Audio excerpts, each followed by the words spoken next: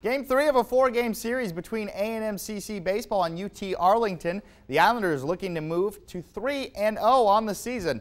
Islanders rocking the pinstripe pants. We'll pick things up in the bottom of the 4th. Islanders trailing 4-0, but they would get a rally going with a runner on. Nick Anderson goes down the left field line here. In comes the best name in all of college athletics, Itchy Burt's. Love that name.